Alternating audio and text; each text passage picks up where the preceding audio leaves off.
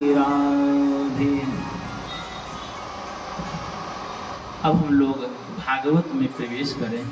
जो कल नियम बताए थे कि भागवत के कुछ नियम भी हैं, जैसे भागवत कथा दीदी जी मंगलवार को प्रारंभ नहीं करनी चाहिए।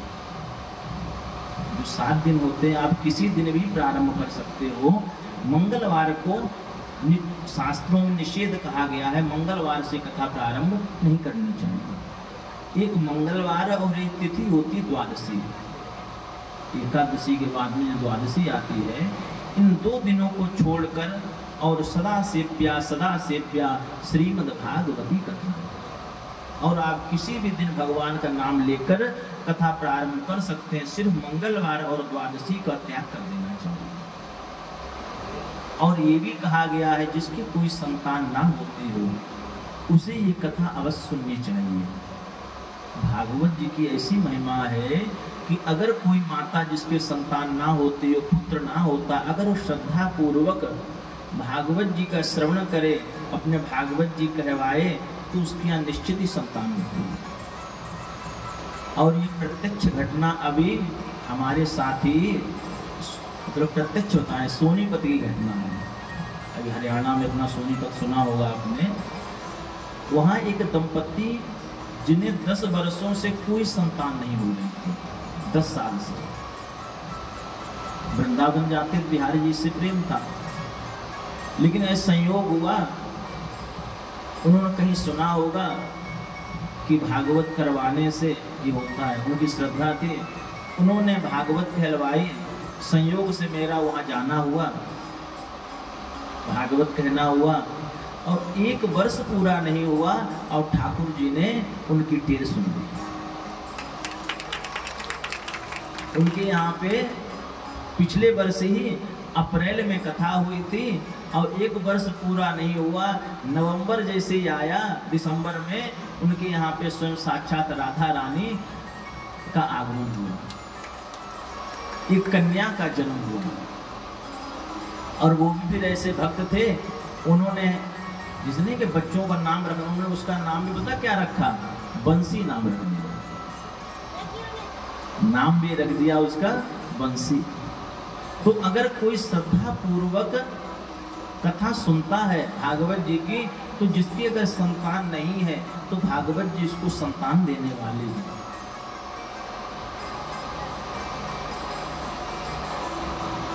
इस भागवत में 12 स्कंद हैं, 12 स्कंद हैं, 335 अध्याय हैं और 18,000 श्लोक हैं।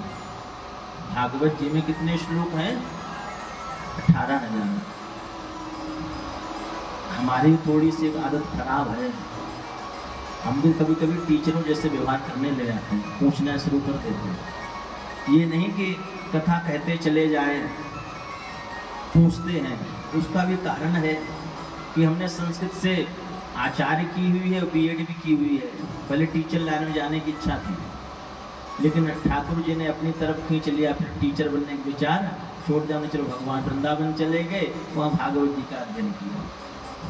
तो जब टीचिंग बीएड में प्रैक्टिस होती है, उस समय प्रैक्टिस करने के लिए गए, तो टीचर 3-4 महीने के लिए जाना हुआ, तो बच्चों को पढ़ाने संस्कृत पढ़ाने से मिला था। तो हम श्रोताओं को बीच बीच में पूछते रहते हैं कि समझ में आ रही नहीं आ रही। कल बताया था ना, 2 प्रकार श्रोता होते हैं और 3 प्रकार के होते हैं। एक सुनते हैं, एक तुरंत निकाल देते हैं, एक सुनते हैं उसका मनन करते हैं, और तीसरे होते हैं सोता, जो कथा में आके सो जाते हैं। किसी ने पूछा भी, बोले अन्य कामों में नींद नहीं आती, लेकिन जब भगवान जी का नाम लेने बैठे या कथा में आए, वहां पर नींद क्यों आ जाती है?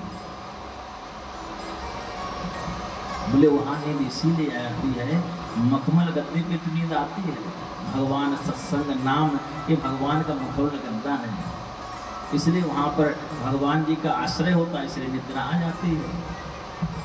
तो इसमें 335 अध्याय हैं, 18,000 श्लोक हैं। और कल और भागवत किसे कहते हैं? भगवतः प्रोक्तम भागवतम, भगवान ने जो कहा है वही भागवत है। या फिर कहते हैं भगवतः चरितम यस्य भागवतम, जिसमें भगवान का चरित्र है वो भागवत है। जिसमें भगवान का चरित्र वर्णित है वो भागवत है।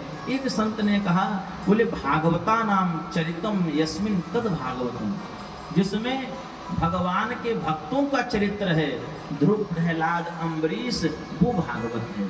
या फिर ये कहें जिसमें भगवान और भक्तों दोनों का ही चरित्र वर्णित है, उसका नाम है श्रीमद् भागवत महापुराण।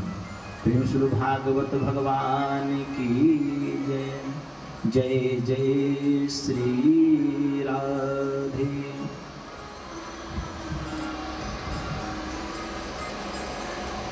और जो भगवान के प्रेम को उत्पन्न कर दे, कथा ही भगवान को हृदय में प्रेम उत्पन्न करती है।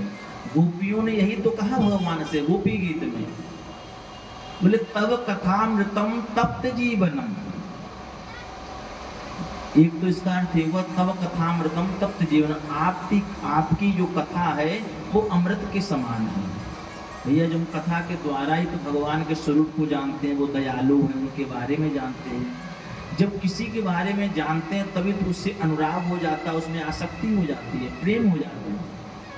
लेकिन गोपियों ने दूसरी बात कही, बोली आपकी कथा अमृत नहीं है, तब कथामृतम तप्त जीवनम, आपकी कथा तो मार डालने वाली है, क्योंकि आपकी कथा सुनने के बाद में फिर अन्य जगह पे मन लगता ही नहीं है। तो किसी ने कहा है महकादे जो ऐसे फूल को चुनना जरूरी है, महकादे ऐसे फूल को चुनना जरूरी है, और धागे से दिल को प्रेम के बुनना जरूरी है। पाना है कृष्ण के उस दिव्य प्रेम को तो उसके लिए भागवत सुनना जरूरी है। अगर भगवान के दिव्य प्रेम को पाना चाहते हो तो भगवान की कथा अवश्य सुनो। यहाँ प्रथम श्लोक में वेदव्यास जी महाराज सुखदेव जी कह रहे हैं, सूत जी, जन्माद्यस्य यतोऽन्वयादितरतश्चार्थेषभिज्ञास्वराट् तेने ब्रह्महृदाय आदिकवये मुह्यन्ति यत्सूरयः तेजो वारिमृदां यथा विनिमयो यत्र त्रिसर्गो मृषा धाम्ना स्वेन सदा निरस्तकुहकं सत्यं परम धीमहि। सत्यम परम धीमहि, ये भागवत जी का पहला श्लोक है। जब भी कोई चीज प्रारंभ करते हैं उसका नाम उसे कहते हैं मंगलाचरण। मंगलाचरण भी 3 प्रकार का होता है, एक नमस्कारात्मक, दूसरा वस्तु निर्देशात्मक, तीसरा आशीर्वादात्मक। जो भागवत जी का मंगलाचरण है वो नमस्कारात्मक है। सत्यम परम धीमहि,